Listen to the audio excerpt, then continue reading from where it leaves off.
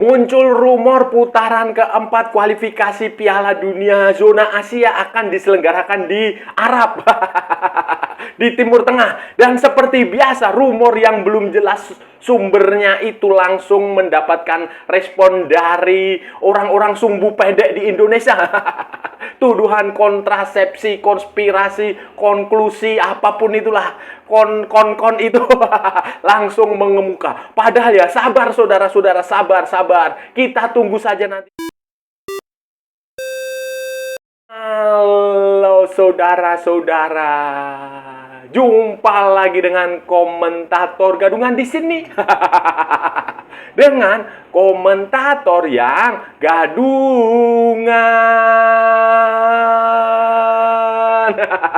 Seperti biasa saudara-saudara, seperti biasa. Kalau kita sudah bertemu, pasti akan ada yang kita bicarakan, akan ada yang kita perbincangkan, kita ulas, kita analisis, kita cakap, kita bacotin, kita gibahin, kita tentang sepak bola di seputaran Asia Tenggara, di negara-negara tetangga, negara-negara sahabat, negara-negara jiran, negara-negara serumpun, Indonesia, Malaysia, Thailand, Vietnam, Laos, Myanmar, Kamboja, Filipina, Singapura, Timor Leste, Brunei Darussalam, Australia, Wakanda, Konoha, negara api, negara angin, negara air, negara dongeng, dan sekitarnya. Semua akan kita bicarakan secara fair, secara jujur, secara adil, tanpa muatan politik, tanpa kebencian, tanpa provokasi, hanya berdasarkan fakta dan bukan klaim semata, saudara-saudara. Tidak ada hoax, tidak ada hoax, tidak ada hoax, tidak ada hoax, baik yang sudah lama sekali maupun yang terkini. Tidak lebay saudara-saudara, tidak lebay, tidak lebay.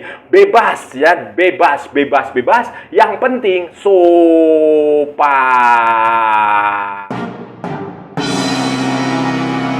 Jadi begini saudara-saudara, jadi begini dalam beberapa hari terakhir ini muncul kegaduhan, kegemparan di kalangan pendukung supporter tim nasional Indonesia. Ada rumor, ini rumor ya, sekali lagi kita harus garis bawahi dengan tinta yang tebal. Rumor, isu. Rumor yang belum jelas asal-usulnya, tidak jelas siapa yang mengemukakan itu, kabar burung lah kira-kira seperti itu saudara-saudara, kabar angin yang katanya ada dokumen, dokumen AFC yang menyebutkan salah satu dari negara di Timur Tengah. Qatar kalau nggak salah itu saudara-saudara, yang sedang bertarung juga untuk lolos ke putaran keempat kualifikasi Piala Dunia 2026 itu ditunjuk menjadi tuan rumah kualifikasi putaran keempat. Nah, dan itu tanpa ada pemberitahuan sebelumnya, tanpa ada bidik. Ini rumor ya, sekali lagi ya, rumor ya, nggak jelas ya, rumor saudara-saudara, ini rumor.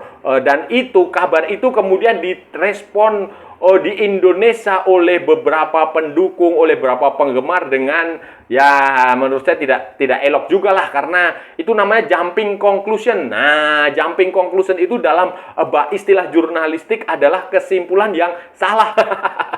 Kita bicaranya di Surabaya tetapi kesimpulannya di Medan. Nah, kayak begitu, itu namanya jumping conclusion. Jadi ada beberapa orang yang mengatakan bahwa menuduh bahwa ini adalah ada sebuah konspirasi besar, konspirasi teori. Wah, kebanyakan nonton James Bond ini.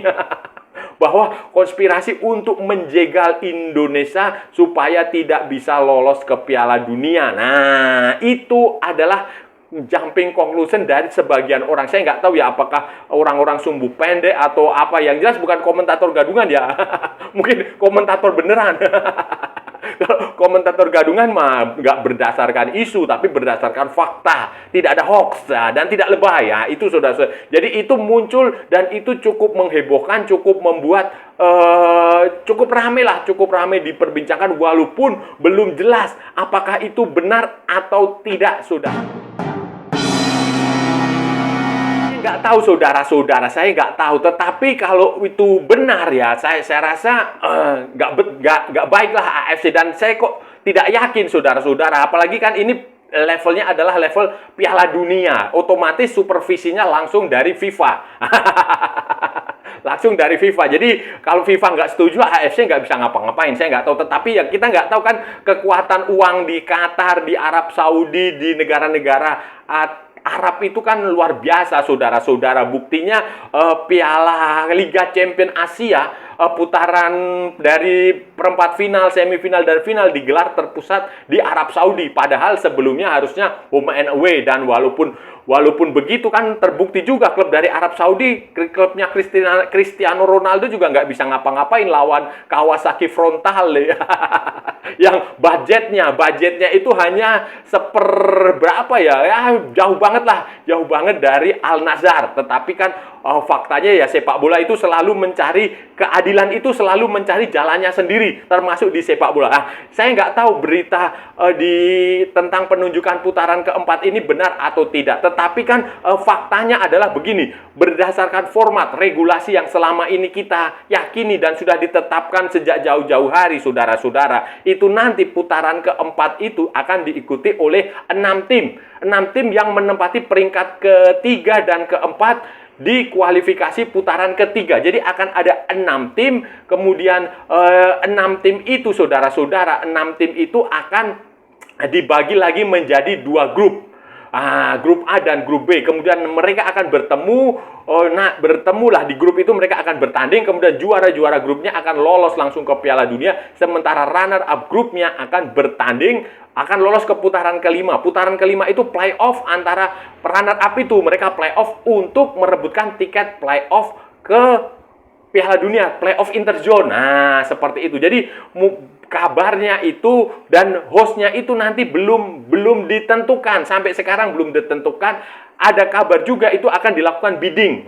Bidding siapapun boleh ikut, negara boleh ikut. Tetapi ada juga pendapat yang mengatakan bahwa sebaiknya digelar di tempat netral. Tempat netral itu bisa saja di markas besar markas besar AFC di Kuala Lumpur, atau di negara-negara yang sudah memastikan diri lolos ke Piala Dunia. Misalnya Jepang, atau nanti misalnya Korea, atau Iran, atau mana yang sudah lolos duluan.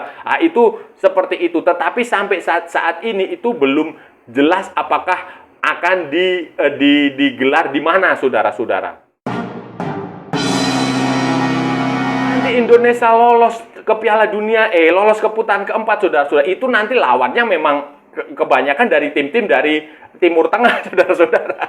Dari Timur Tengah. Kita lihat aja di grup A, saudara-saudara, ada Qatar, ada Uni Emirat Arab situ yang punya potensial lolos. Kemudian dari grup B juga sama, saudara-saudara. Grup B ada Jordania, ada Irak, ada Oman. Bahkan Palestina dan Kuwait itu juga masih punya peluang untuk lolos. Belum lagi di grup C. Di grup C kan ada Arab Saudi. Arab Saudi, kalau kemarin Arab Saudi sudah menjadi tuan rumah putaran perempat final Liga Champions Asia, ya saya rasa untuk nanti ini di putaran keempat ini ya seharusnya tidak ditunjuk lagi lah sebagai pemeran. Tapi kita nggak tahu karena sekali lagi kekuatan uang di sepak bola itu luar biasa, saudara-saudara. Kekuatan uang di luar sepak bola itu luar biasa. Tetapi ya kita nggak tahu. Yang penting bagi saya adalah bidding apapun itu dilakukan secara terbuka, secara transparan, syarat-syaratnya jelas. Syaratnya misalnya nanti pada akhirnya benar-benar Qatar yang terpilih menjadi tuan rumah, atau Arab Saudi yang terpilih jadi tuan rumah, nggak masalah selama itu prosesnya benar, biddingnya benar. Bidding itu kan nanti terkait dengan fasilitas, kemudian dengan ada faktor ekonominya di situ, ada duitnya. Itu yang penting itu fair. Jadi sehingga tidak muncul dugaan-dugaan yang nggak jelas, dan tidak baik juga kalau kita sedikit-sedikit ini kritik saya kepada orang-orang Indonesia, kepada fans di Indonesia, kepada media di Indonesia, sedikit-sedikit kita selalu menyalahkan konspirasi, kontrasepsi, konklusi, konsremason, apalagi lah Zigonis, Wahyudi, kayak begitu, nggak usah lah itu, nggak elok itu menunjukkan kita sebagai sesuatu yang tidak terlalu dewasa, saudara-saudara. Pun pada akhirnya itu benar-benar di sana, ya nggak usah takut. Selama yang penting tuh diri kita sendiri. Kalau kita punya tim yang bagus, kita punya tim yang hebat, tim yang punya kualitas, ya main di mana aja nggak masalah, saudara-saudara.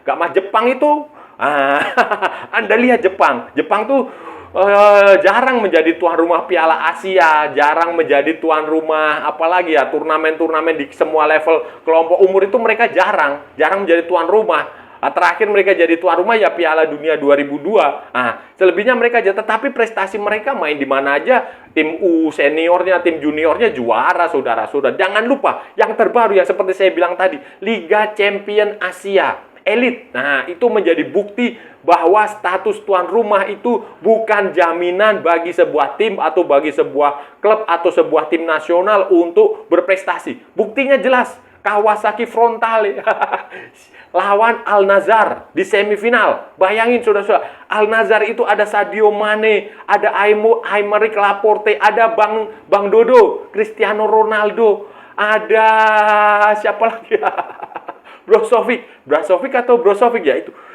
Kalah saudara-saudara. Bahkan Ronaldo sampai stres, sampai ngomong sendiri di tengah lapangan setelah pertandingan. Itu membuktikan bahwa Kawasaki Frontale itu memang tim yang berkualitas walaupun dia tidak punya pemain bintang di situ. Budget dia, anggaran dia itu dibandingkan Al-Nassr itu ya nggak ada apa-apanya saudara-saudara. Tetapi kan faktanya menunjukkan bahwa Kawasaki Frontale main bagus. Bukan hanya beruntung saudara-saudara, dia sempat unggul berkali-kali sebelum unggul 2-0 kalau nggak salah. 2-0 terlebih dahulu apa 3-0 itu.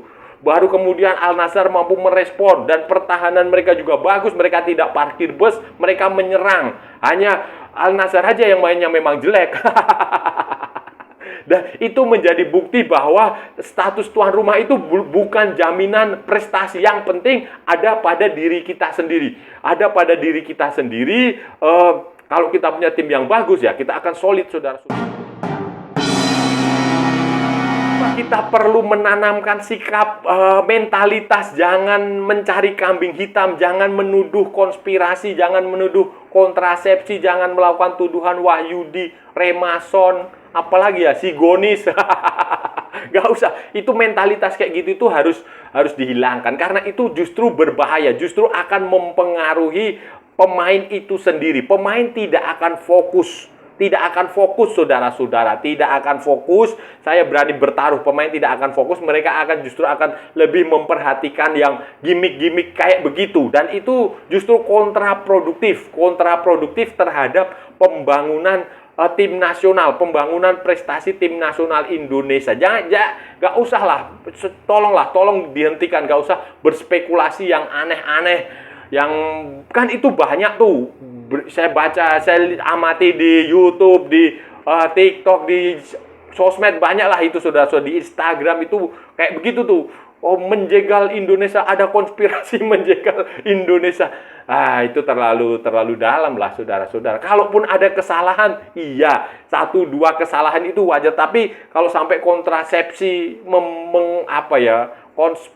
konspirasi untuk menjegal sebuah negara Indonesia ini kok ya menurut saya terlalu jauh lah. Indonesia ini apalah, di sepak bola ini belum apa-apa saudara-saudara. Kita ini belum apa-apa di sepak bola, itu yang harus dipahami. Kita ini belum apa-apa, tidak ada di peta dunia. Baru sekarang ini kita akan mencoba menulis posisi kita di peta dunia sepak bola itu. Jadi sebelumnya kita nggak ada apa-apa. Jadi kalau mereka mengatakan ini konspirasi untuk menjegal Indonesia, ya Indonesia harus melawan juga lah. PSSI misalnya ada bidding, lakukan bidding. Kalau Qatar dia menawarkan duit 10 juta, ya Erick Thohir harus menawarkan duit lebih banyak, 11 juta misalnya. Nanti kalau Arab Saudi nawarkan 15 juta, Indonesia ngasih 20 juta euro. Euro apa dolar? Dolar. Kayak begitu loh saudara-saudara. Jadi nggak usah sedikit-sedikit konspirasi, kontrasepsi, cari kambing hitam, menyalahkan ini, menyalahkan itu. Saudara-saudara, kesimpulannya adalah supaya kita tidak jumping conclusion.